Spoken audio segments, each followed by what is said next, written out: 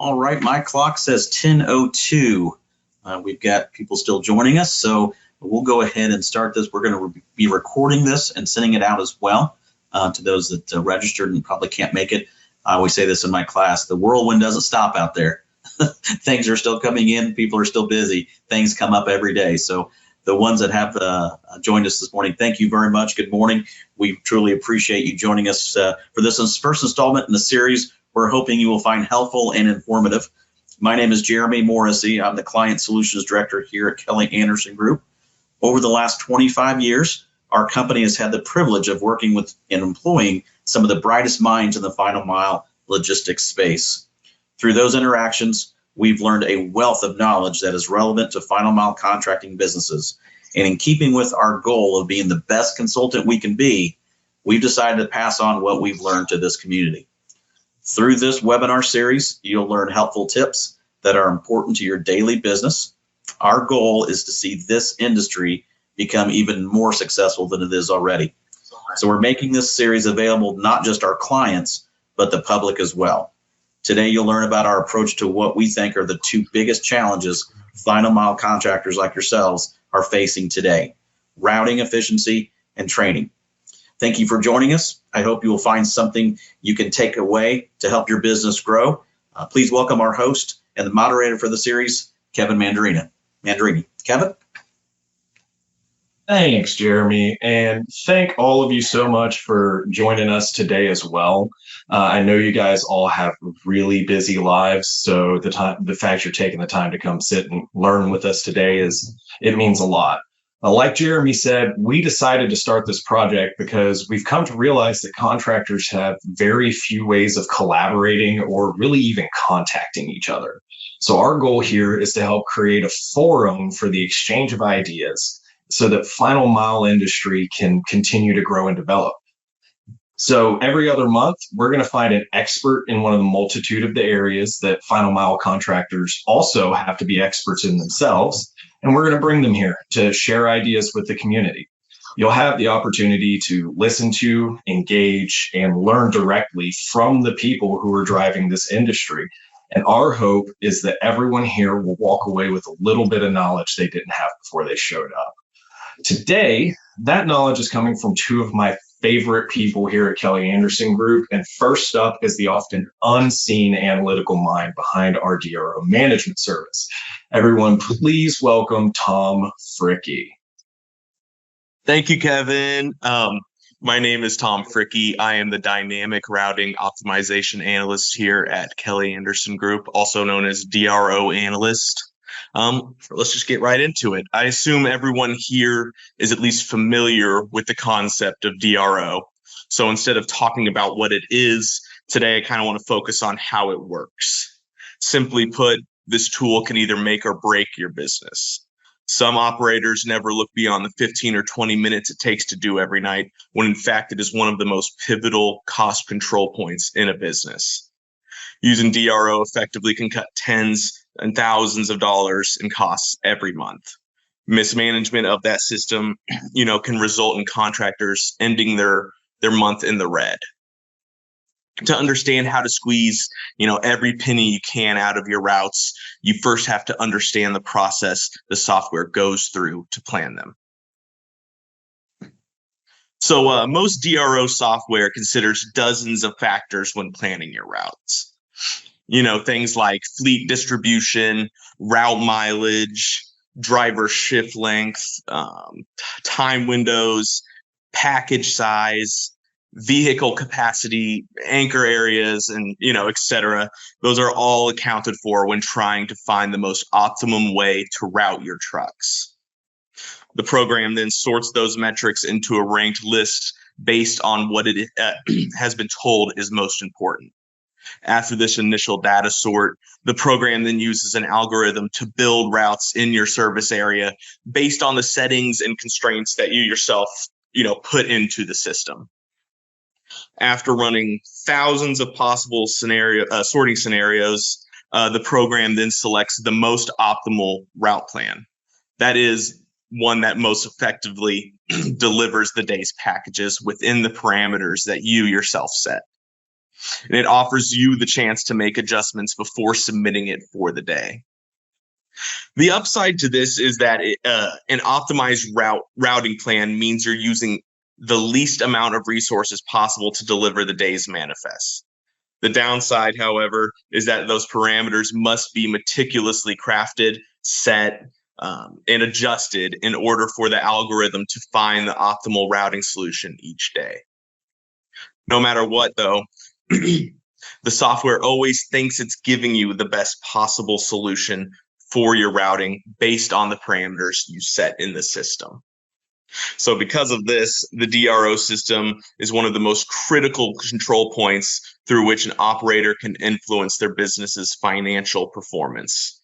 Knowing what to change and how to change it, however, that's a skill that, is honed over time.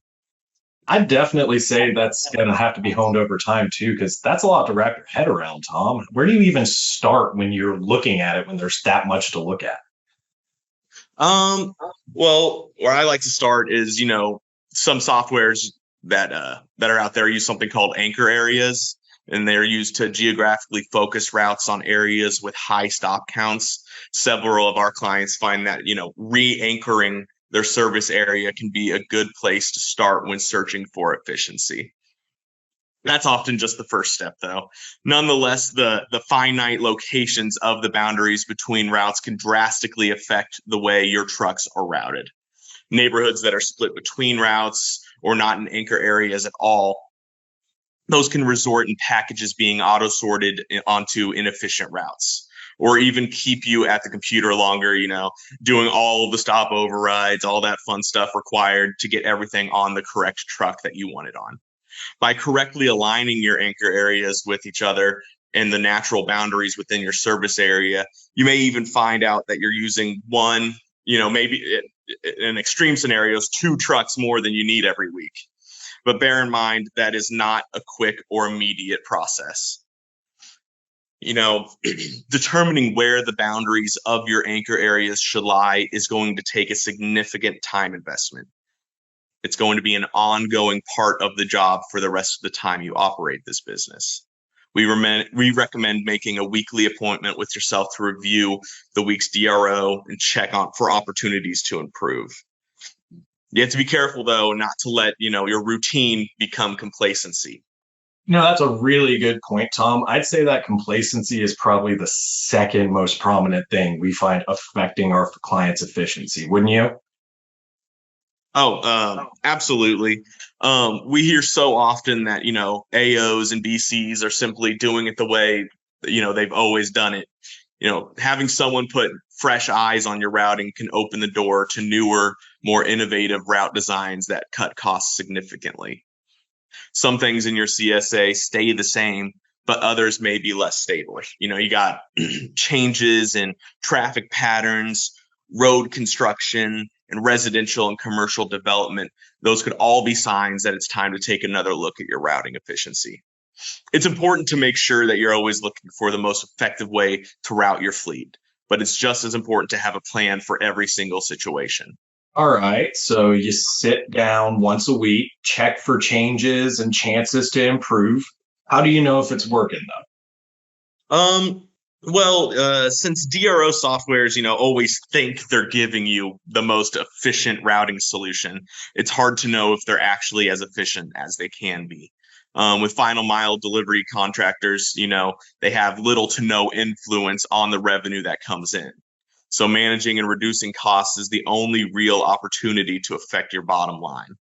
Collecting, charting, and tracking the data that DRO provides can give you insight that totally changes the way you run your business. You have metrics like package, volume trends, route profitability, and route usage. Those can all provide a broader picture of your business's performance, as well as a more focused scope of how to address issues that you're facing. Discovering that a route or driver isn't profitable in its current form could be one of the first indicators that a new routing solution may be needed. All right, yeah, I'd say losing money is a pretty big red flag, but what are some other signs contractors can look for in their numbers?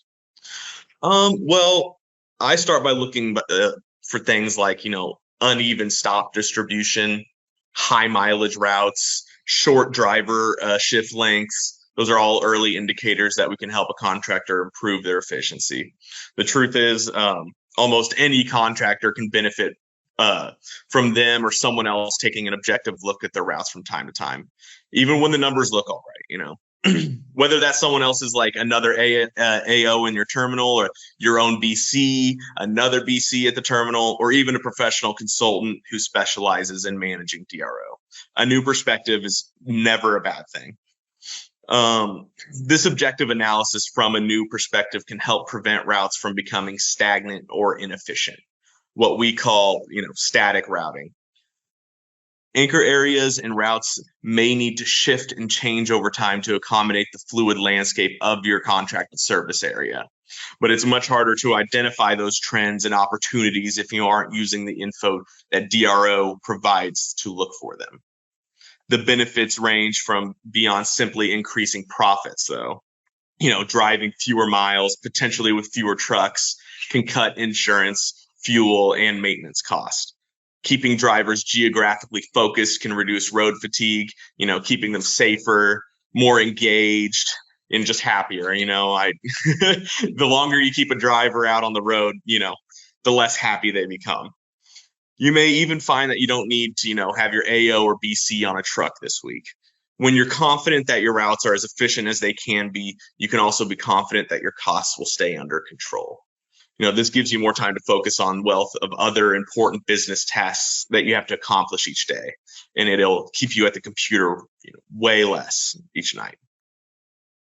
Well, it sounds to me like leveraging the DRO software correctly, as well as the data it gives you, can put thousands back into your bottom line, keep your drivers happier, and make your life easier. Tom, is that basically your point here?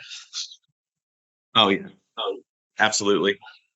All right. Well, I'm sure there's, I don't know if there's anybody in the chat right now who has anything they'd like to say about that. We'll take a couple minutes here for questions for Tom. If anybody has anything they'd like to say. I do have one. Any questions? Also, sorry, what was that? My question, Tom, was how did you figure all of this stuff out? Like, where do you get this kind of knowledge from? Well, I worked for a contractor at FedEx for years. I started out as a driver, then moved my way up to BC, and a lot of contractors use their BCs as their DRO, people every night. So I got really familiar with how DRO works, going in there at night and trying to figure out, different solutions, coming up with multiple, because back in the day, our contract only used, a couple different routing plans. When, I went in there, started making plans based on volume and stuff. So I had a plan for every single day, no matter what was thrown at us.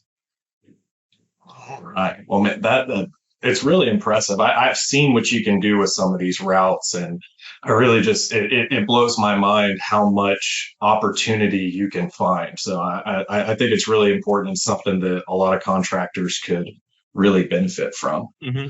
So moving on, we have our next presenter coming up, and we'll have some more time at the end for questions if anybody has something that they didn't ask yet. But our next presenter has worn so many hats at Kelly Anderson Group. Most recently, though, she's taken charge of our final mile e-learning department. So Taylor, the floor is yours. Thanks, Kevin. Hi, everyone. My name is Taylor Stores. I've been with the company now for about 5 years. I actually started in the e-learning department as a support team member. I then had the opportunity to work on the sales team and also the DRO team, but then made my way back to the e-learning team, and I'm so happy to be back. But I really do appreciate you guys all taking time out of your busy schedules to join us, so I'm just gonna go ahead and hop right in. The importance of training effectively cannot be overstated. Building an effective training program is as critical to your business as making sure your trucks are fueled up every morning. If the initial training you give your drivers and staff is the gasoline, then ongoing training is the maintenance you perform on your fleet. As a leader, one of the most important things you can do is promote a safety culture within your company. And this starts with providing the best training possible. So that's easier said than done, though, right? I mean, it takes a lot of time and money to train people, Taylor. It does, but in the economy that we're all just navigating today, there's really no room in the budget for things like accidents or repairs or hospital bills. When your staff receives quality training, they learn how to do things like load and lift correctly, mount and dismount their vehicles, and drive in adverse conditions. Reducing your recordable and your reportable incidents in these areas can really cut costs where you have the most control over them, kind of giving you more wiggle room in the areas that you don't.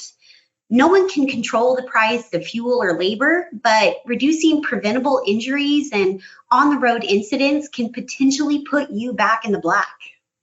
Plus, you're keeping other people on the road safe too, not just your own drivers. Absolutely.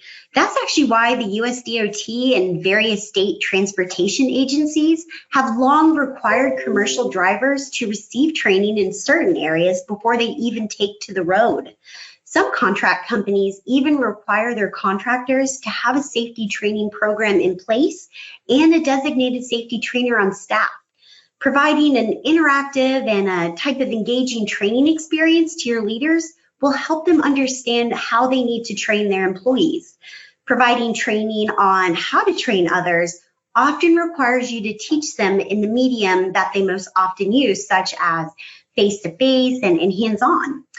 That's why selecting your trainers and who trains them should be regarded as a crucial business decision. It can have such a massive impact on your operation and your ledger. The benefits of quality and cohesive training programs extend beyond the ledger book, though. Companies that invest in their staff with training and retention programs often have happier employees overall. Employees feel more secure and stay with companies longer as a result. The modern workforce also cares about the ethical behavior of their employee more than any generation in history. Employees regard their leadership and work environment as one of the top reasons for choosing a company. If you want to stay competitive and hire some of the best employees out there, you have to be able to show your candidates and your applicants that you're willing to invest in them. Giving your team every tool they need to be successful is just the right thing to do. All right. So I'll admit happier staff, reduced costs, and safer streets are all great reasons to commit to training, but I've talked to these contractors and frankly, they're really busy. That sounds like a lot to keep up with on top of what they're already doing. You know, Kevin, it can be just kind of depending on how you approach it. So the good news for employers is that maintaining training is easier now than it ever has been. Advances in technology over the last 30 years now allows us to spread information in an instant. Anything you could ever want to know is never more than just a few clicks away, right? Because of how accessible information is nowadays, keeping your training program relatable to your employees means engaging them in their preferred medium. Everybody learns differently. So using a combination of things like visual, hands-on, and oral media to train can help you reach every driver. The use of e-learning services is one of the most convenient ways to engage your employees with training that directly applies to their everyday work. The integration of GPS, Vetter, and e-learning technologies culminated to help drivers connect or correct unsafe driving behaviors by automatically assigning training modules based on road performance. Whether your routes are things like P&D or line haul, there's training content designed specifically for your business and employees at your fingertips every day. Assigning training and making it available isn't going to be enough, though. Every good leader knows that they have the responsibility to their staff to hold them accountable. Without a clear delineation between right and wrong, there's just no standard to uphold when any issues need to be addressed. That's why consistency is key when it comes to training. Having the ability to, provide indisputable instruction protects you as an employer. No one can say they weren't taught how to lift correctly if the system shows they completed that module. When employees receive effective training, the chances of staff being injured or needing their routes covered really drops drastically. An effective training program can provide you peace of mind to any owner or manager out there. Taylor, it's often been said that the best way to take care of your business is to take care of your employees. That's so true. A well-designed and managed training program can help reduce things like cost, retain staff, and reduce stress for your leadership team. It's just so crucial. I really appreciate your dedication to this too, and I've seen the way that you work on it. We'll take a couple minutes for questions from the chat now if anybody has any about the training content, but I had a question for Taylor, and really it centers more around you as a person, and I want to know about what has your experience in creating and managing this type of e-learning content been? Like, what's the feedback you get from people about what they need in the content? That's a great question, Kevin. So we do get a lot of feedback, and so much of it is positive. So I know one thing that they're always looking for is that content and really building that safety culture. So that's one of the main things that we focus on, is just really having in-depth training where it's not just like a check the box kind of training content. We really focus on some of the driver's needs and what is really out there, such as like backing and parking, some of the bigger topics that we have nowadays. Well, again, I'm always blown away by the depth of thought that goes into creating this training content. You and the other people who put their hearts into it, I applaud you. But anyway, I don't see any answer or questions in the chat. So I thank you guys all for coming today. We're going to do these every other month. So our next one will be on May 15th. I hope to see you guys all back here. We're going to have some presentations by a couple of friends of mine, more coming out about that next month. And we're going to go ahead and give you back a few more minutes of your day. So thank you guys all for coming again, and I hope you enjoyed our time today.